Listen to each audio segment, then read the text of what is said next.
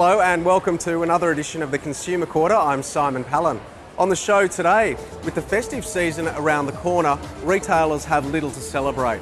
But even in the economic tough times, consumers just can't say no to coffee. People will still get a coffee in the morning, they just might not get a croissant or a muffin.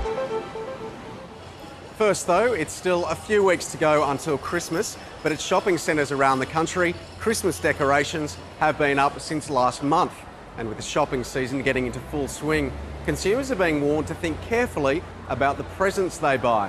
An independent survey has found that 20% of people have received a gift over the last year that they're less than enthusiastic about. Among the most hated Christmas presents are popcorn makers, handkerchiefs, electric eyebrow trimmers, themed t-shirts, coffee mugs, and the often gifted photo frames. Well, Christopher Zinn is from Choice, the consumer group which did the study. I think the message we'd like to put out there is to buy smart this silly season, and it's really because people don't put much thought or much research into gifts, usually because they're in a complete rush or because somebody has everything and it's hard to know what to get, that they do end up buying some sort of novelty or something with a Christmas or soap or a calendar or the kind of items that people really don't want. So I think we would say a bit of thought, a bit of time can save you money and people will end up with gifts that they actually might want for a change. Well, either way, festive cheer is expected to be in short supply for retailers this year. Research from Harbison shows Christmas spending is expected to rise 3.3% from last year. But with annual inflation also around 3%, most retailers will simply be treading water. And of course, many retailers have been battling all year. Consumers are extremely cautious, and with a high Australian dollar, many are making their purchases on foreign websites. It's led to an industry lobby group to launch a campaign to support local retailers. Not everyone's spooked by the rising cost of living and a world drowning in debt. If I have a boyfriend, I want to spend all my money on them. But if I don't want to spend my money. But for many, global worries are blunting confidence. Definitely keeps you a little bit quiet when it comes to spending money. Well, look, I've been in retail about 30 years and I can't ever remember seeing the number of retailers getting themselves into either financial difficulties or actually having to close their businesses down. Consumer caution, the online threat and government regulation have seen the struggling retail industry launch an awareness campaign. We're a long way from a recovery, and it's very, very critical that we remind people how many jobs come from the retail sector. The internet and radio campaign will highlight an industry worth $120 billion to the economy, employing more than 1 in 10 people, much more than manufacturing and mining put together. It's also the source of a quarter of the radio industry's advertising revenue. So it was no surprise to see them as part of the strategy. I think the fact that we see retailers so important to us and to our success, and we're giving $5 million worth of airtime to the retail sector to help them out and to help them get the message out to people that retail is important. The strategy also aims to lift the industry's profile ahead of the Productivity Commission report into retailing. That's Phil Lasker reporting there. And just a final note on retail. Those consumers who are turning to the internet for Christmas shopping are being urged to factor in shipping costs and delivery times. Online payment firm PayPal also says shoppers should confirm the site's returns policy and make sure warranties will be honoured in Australia. The Australian Competition and Consumer Commission says when dealing with overseas-based companies, you may not be protected by Australian law. Well, for many, it's a good way to kickstart the day, and that cup of coffee is also boosting business. In 2005, the average Australian spent just $3.78 a week on coffee from cafes, and that's expected to increase to $6.13 per week by 2015. Mind you, I know many people who spend much more than that. In total, cafes are pouring close to $5 billion into the economy, and the industry is growing fast. Forget queuing in a regular cafe. For these motorists, drive-throughs the answer for that morning hit. It's the brainchild of entrepreneur Philip DeBella, who says sales defied the global economic turmoil. In terms of coffee, we find that consumption's gone up through the GFC because people are turning to that cup of coffee. It really is an affordable luxury. The company started with a $5,000 investment. Nearly 10 years on, it's turning over more than $20 million and exporting to China, Vietnam and India. Local tastes are changing too. 70% of this country still drinks instant coffee. So we're seeing a lot of people switching from instant coffee over to espresso coffee. Turnover from coffee shops is tipped to grow more than 30% to $6.5 billion in 5 years. But it's still largely a cottage industry.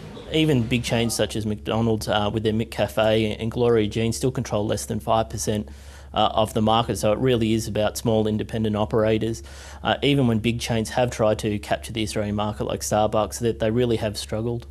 McDonald's is trying to win back support from coffee lovers. And if you're still not satisfied, we'll replace your coffee for free.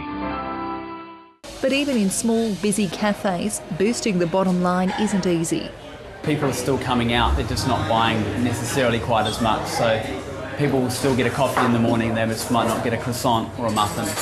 But for some, there'll always be room in the budget for life's little luxuries. That's the ABC's Nicole Chettle with that story. Meantime, there are growing calls for a ban on junk food advertising during children's TV viewing hours. In 2009, the food industry adopted voluntary regulations to limit the number of junk food ads aimed at children. But a study by the CSIRO has found that it hasn't worked. In one 4-day period last year, just 2 ads were shown during C-rated programs. But for G-rated shows, there were more than 230, and more than 300 in PG-rated programs and above, in time slots when children are watching the most. The South Australian government says the food industry must be tougher on itself or face more regulation. It's happening in other jurisdictions. If they don't want it to happen in Australia, then they should show some responsible leadership and make changes themselves. And the Greens say they will introduce legislation in the Senate aimed at reducing child obesity.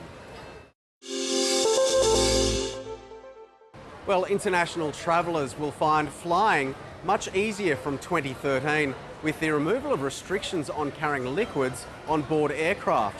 New detection technology which can identify explosive substances in liquids will mean passengers will no longer have water bottles, toiletries or duty-free items confiscated as they board planes. The technology has been successfully trialled in Sydney and Melbourne in collaboration with authorities in the UK and US. Well, many air travellers, particularly in Australia, have recently learnt that the airlines can be very unreliable. Union action, which led to the grounding of the entire Qantas fleet, disrupted the travel plans of many. But now Qantas is trying to assure passengers that its resolution with unions means there will be no more strikes for up to 4 years. I asked Aviation Analyst Peter Harbison how realistic that is. As I understand the Fair Work Act, once it's arbitrated, that is pretty much the situation, at least with the unions involved anyway. Of course, Qantas has got another 10 unions, who knows? So you feel like customers can be assured that their flights will arrive and won't be too badly delayed? As much as anything certain in this world today in the aviation business, yes, I think they're probably pretty safe. That's all pretty uncertain. It's been a fairly tough time for airlines generally.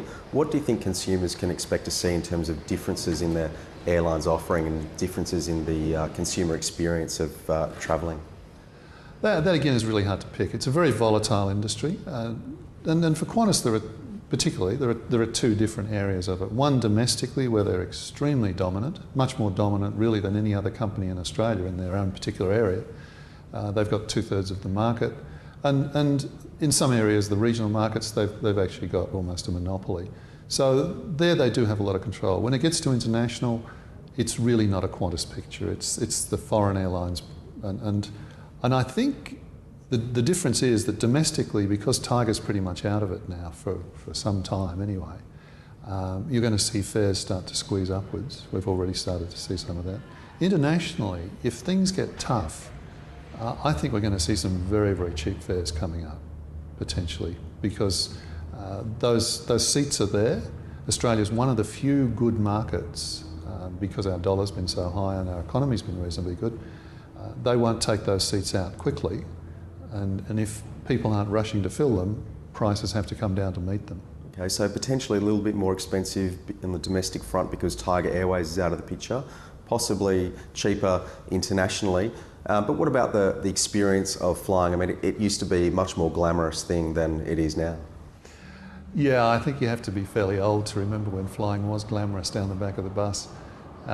It's all about trying to fill all of those seats. You don't often find a spare seat next to you.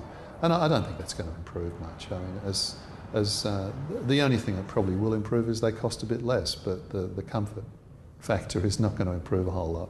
Okay, Peter Harbison, thanks for your time. Thank you.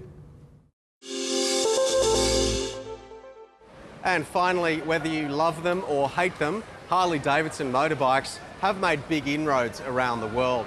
The business is growing in Australia too, thanks largely to interest from baby boomers, but younger riders seem much more reluctant to get on board.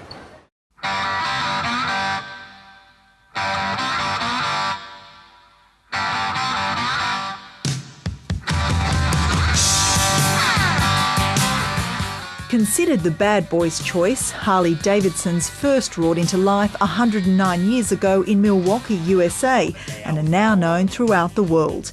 In the past 6 years, Harley-Davidson has revved up its sales and moved into China, India and most recently Russia. In Australia, they're doing a roaring trade too. The growth in Australia, we're headed up, which is great. Bill Davidson is the great-grandson of one of the company's co-founders, William Davidson, and has been working in the company since he graduated from university. He puts local growth down to customer loyalty and the strong Australian dollar, leading to cheaper prices, but also the brand.